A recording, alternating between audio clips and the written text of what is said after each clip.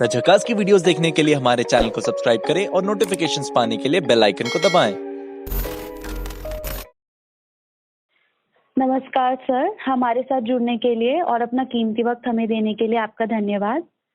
Thank you. तो sir, सबसे पहला सवाल मैं आपसे ये पूछना चाहती हूँ कि आप पीआरसीआई देहरादून चैप्टर के एक विशेष भाग हैं। आप पीआर और इवेंट इंडस्ट्री के बारे में बहुत कुछ जानते हैं। तो सर, इस समय इतने लंबे लॉकडाउन चल रहा है, अभी 3 लॉकडाउन पहले भी हो चुके हैं और चौथे की बात चल रही है, तो इससे पीआर और इवेंट इंडस्ट्री पर कितना फर्क पड़ा है? देखो, ऐसा है कि ये कोविड-19 का जो इम्पैक्ट है वो हमारे इंडिया में नहीं, पूरे दुनिया में इसका असर हो रहा है। जी। और रही हमारी इंडिया की बात, तो हम लोग तीसरे लॉकडाउन खत्म होकर चौथे फेज में जाएंगे शायद। जी। ठीक है, तो उसमें ऐसा है कि ये जो पीआर और इवेंट इंडस्ट्री है, इसमें असर तो पड़ा ही है। बाद बाकी जितने भी और जो अन्य इंडस्ट्री है, ठीक है, उन सब पे भी असर पड़ा है, इस पे भी पड़ा है। तो इसमें सबसे पहले तो मैं ये बोलूँगा कि जितना जल्दी हो सके हम लोग ये कोविड-19 का जो सिचुएशन जिसमें हम फंसे हुए हैं, पहले तो इससे हम बाहर आए, है ना। हमारे इंडिया में लोग ज़्यादा स्वस्थ हों और कोविड-19 जल्दी से जल्दी खत्म हो जाए, ये सारे जो वायरस का इशू है। जी, ठीक है। तो इसमें एक चीज मैं ये कहना चाहूंगा कि जैसे पीआर और इवेंट्स दो पार्ट हैं, ठीक है। पब्लिक रिलेशन का जो इम्पैक्ट के ऊपर जो इम्पैक्ट पड़ा है, ये इसमें ये आप पहले ये देख लो कि जो पब्लिक रिलेशन का जो काम होता है, एक तो सरकारी डिपार्टमेंट में होता है, फिर प्राइवेट ऑर्गेनाइजेशन में होता है, और एक जैसे हम लोग अपने मतलब पीआर एजेंसी के लिए काम करते हैं या अपनी एजेंसी के लिए काम करते हैं। तो इसमें हुआ ये है कि जो हमारे क्लाइंट है, ठीक है, जो सर्विस इंडस्ट्री के है, मैन्युफैक्चरिंग इंडस्ट्री के है, स्कूल है, हॉस्पिटल है, और ये आपका ट्रैवल और टूरिज्म है, होटल्स वगैरह हैं, इन सब से बिलोंग करते हैं। तो इनकी बिजनेस बहुत इम्पैक्ट हुआ इन सब चीज़ों की वजह से।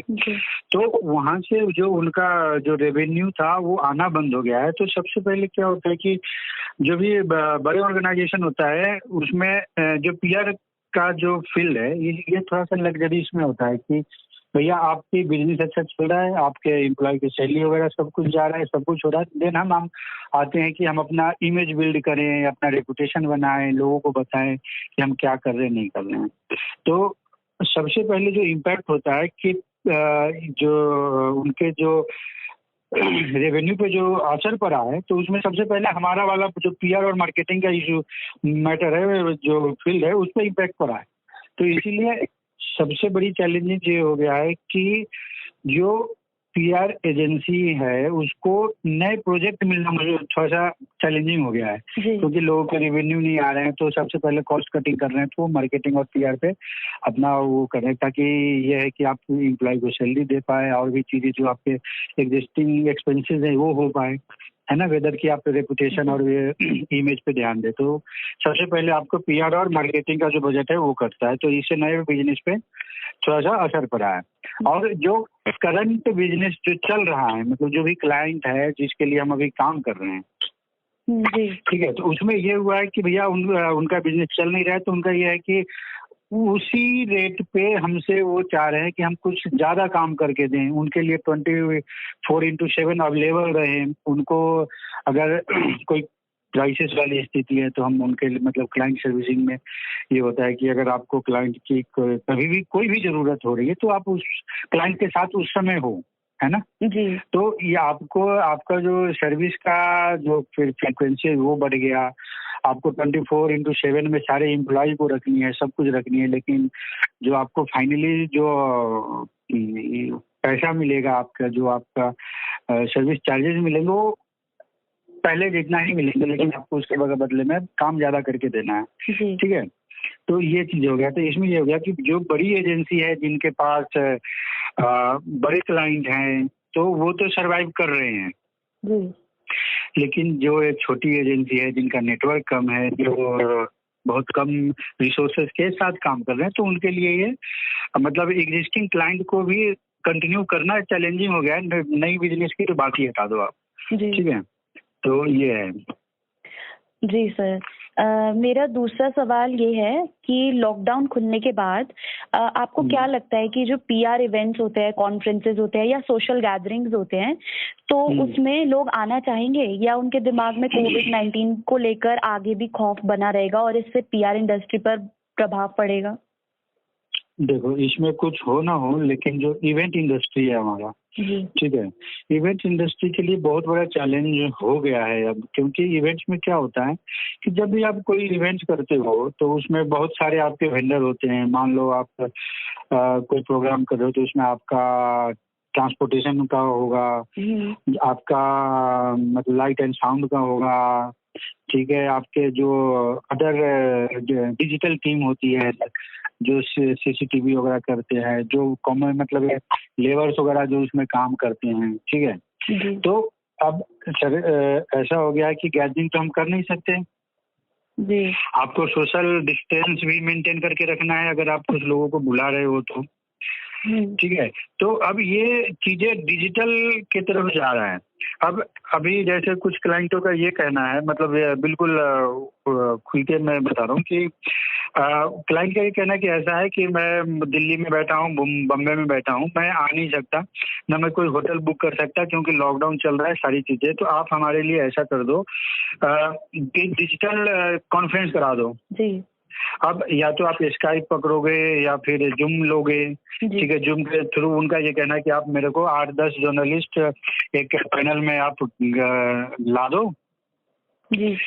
देन मैं यहाँ से बोलूँगा, मैं सारी चीज़ें वो उनको ब्रीफ करूँगा और फिर वो आप नोट बनाएंगे जो भी करेंगे और उसके बाद वो मीडिया कवरेज जाएगी। एक मतलब जनरल जो डिजिटल प्रेस कॉन्फ्रेंस कैसी होती है ऐसी होती है, जी। ठीक है। अब उसमें ये हो गया है कि ऑन ग्राउंड जब प्रेस कॉन्फ्रेंस होता है या कोई भी इवेंट होता है तो आप कोई वेन्यू बुक करते हो, आप उसमें टी स्नैक्स की व्यवस्था करते हो, मीडिया गिफ्ट्स होते हैं, ट्रांसपोर्टेशन की चीजें होती है, वो सब आप हायर करते हो ना। जी। अब अगर आप जब ये सब चीजों की सुविधा नहीं लोगे तो उनका तो बिजनेस खत्म हो गया, जी, है ना। हाँ जी। तो अब डिजिटल में ये चीजें आ रही है कि आप ऐसे करो, तो कहीं ना कहीं अगर हम ज्यादा डिजिटल होंगे तो एक बड़ा जो तबका है जो इवेंट्स और पब्लिक रिलेशन के ऊपर डिपेंडेंट है, उसको बहुत नुकसान होने वाला है। हाँ जी। इन सब चीजों का, ठीक है। तो ये ज्यादातर आपका ट्रैवल बिल्कुल नहीं होगा, फिर होटल की बुकिंग नहीं होगी, ट्रांसपोर्टेशन का कुछ नहीं होगा, तो अल्टीमेटली ये कहीं ना कहीं तो असर डालेगा ना। जी। और सेम चीज ये हो रही है अभी। हाँ जी। तो सर जो हमारे यूथ है और जो पीआर और इवेंट्स में स्टार्टअप कर रहे थे या करियर बनाने वाले थे और लॉकडाउन के चलते उन सब का काम जो रुक गया है, तो आप उनको कुछ टिप्स देना चाहेंगे कि वो घर बैठे बैठे कैसे काम कर सकते हैं? देखो, सबसे बड़ी चैलेंजिंग बात ये है कि जो भी स्टूडेंट हैं, जो जिनका मान लो पिछले साल कोर्सेज खत्म हो गया, वो इंटर्नशिप करके या इंडस्ट्री में आना चाह रहे हैं, तो लॉकडाउन की वजह से हो गया कि एक तो हायरिंग बिल्कुल फ्रीज हो गई है। जी। ये हायरिंग 2020 के लिए नहीं, ये 21 के लिए ही हो गई है। जो कंपनी के एग्जिस्टिंग एम्प्लॉय है, कंपनी ये चाह रही है कि हम अदर एक्सपेंसेस ना बढ़ा के, नए लोगों को ना हायर करके इन्हीं लोगों से मैं काम करवाऊं, ताकि अब नौकरी बचाने की भी बात है। जी। ठीक, बिजनेस भी करना है आपको, जी, ग्रोथ भी करके अच्छा दिखाना है, ठीक है। तो सबसे बड़ी चैलेंजिंग हो गया कि हायरिंग फ्रीज होने की वजह से नए स्टूडेंट्स को या नए लोगों को मौका कम मिलेगा। जी, ठीक है। तो अब उसमें ये है कि जो मतलब जॉब करना चाह रहे हैं या मतलब कहीं अप्लाई भी कर रखे होंगे, अगर वहां से उनको फीडबैक मतलब कोई पॉजिटिव रिस्पांस नहीं आ रहा है, तो सबसे पहले वो ये करे कि पहले इस इंडस्ट्री को अच्छे से, जो भी उनके पास टाइम है वो समझ लें, ठीक, और इंडस्ट्री के डिमांड के हिसाब से अपने स्किल डेवलपमेंट कर लें। वो जी, जैसे इसको ये भी बोल सकता है कि आप डिजिटली ज़्यादा स्टडी करो, आप देखो कि क्या क्या चीज़ें इवेंट्स में हो रही है, पीआर के इंडस्ट्री में क्या हो रही है, तो आप अपना सबसे पहले तो एक स्किल डेवलपमेंट कर लो। और उसमें भी एक और चीज़ ये है कि पीआर इंडस्ट्री तो बड़ा वास्ट सा फील्ड है, उसमें आप एक स्पेसिफिक पॉइंट बना लो आप कि मेरे को यही करना है, तो आप उसके हिसाब से एक प्रॉपर डायरेक्शन जाके आप मेहनत करो, अपना स्किल डेवलप करो। देन जब चीजें स्मूथ हो जाएंगी, सारी चीजें होंगी, होनी ही है अल्टीमेटली।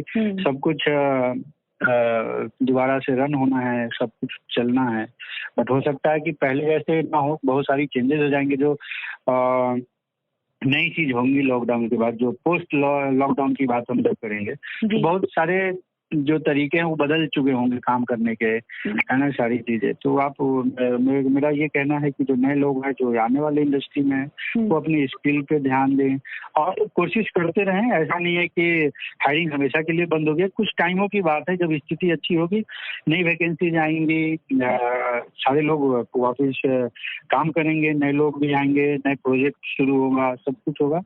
तो ये चीजें हैं, तो उम्मीद छोड़नी नहीं चाहिए, प्रयास करते रहना चाहिए। बट जो अभी एक जो दौर है, इसमें आप अपने आप को इंडस्ट्री के हिसाब से अपना स्किल डेवलप कर लो, ताकि जब आप नए चीजों में इन्वॉल्व हो तो स्मूथली आप काम कर पाए, चीजों को अच्छे से समझ पाए। ये है। सर, मेरा एक आखिरी सवाल है। आप हमारे झकास के दर्शकों के लिए क्या संदेश देना चाहेंगे कि वो कैसे सेफ और अवेयर रहें कोविड-19 को लेकर? देखिए, झकास जो है वो बहुत अच्छा काम कर रहा है और मुझे उम्मीद है कि जितने झकास की जो टीम है ना, वो सारी चीजें का वो पालन कर ही रहे हैं, उसमें कहने की कोई बात नहीं है। बट फिर भी जो परिस्थिति वर्तमान में चल रही है, उसमें सोशल डिस्टेंसिंग को आप मेंटेन कर रहे हैं, है ना। जो भी आपके जो रिपोर्टर हैं या फोटोग्राफर हैं, कहीं बाहर जाते हैं तो उनको सारे कायदे कानून का पालन करना भी चाहिए, सावधान रहना चाहिए। क्योंकि जैसे झकास है वैसे और भी लोग हैं, तो जो इस तरह के न्यूज पोर्टल्स हैं, न्यूज़पेपर है, न्यूज चैनल्स हैं, तो इन्हीं की वजह से तो सारी इंफॉर्मेशन लोगों तक पहुंचती है। तो इनकी जिम्मेदारियां भी बढ़ जाती है। तो जब जिम्मेदारियां बढ़ जाती है तो रिस्पॉन्सिबिलिटी के हिसाब से काम भी करना पड़ता है। तो काम भी करना पड़ता है तो मतलब रिस्क भी ज्यादा होता है। तो सबसे पहले है कि झकास की पूरी टीम को सेफ रहना चाहिए, सुरक्षित वो रहेंगे तभी वो सारी इंफॉर्मेशन कलेक्ट करेंगे, फिर वो लोगों को बताएंगे, है ना। तो सबसे पहली बात है कि अपनी सेफ्टी ज्यादा जरूरी है, यह है। जी। हमारे साथ अपने व्यूज शेयर करने के लिए आपका धन्यवाद सर। द झकास की टीम आशा करती है कि आप सेफ रहें और हेल्दी रहें। Thank you. Thank you so much. Thank you. Thank you sir.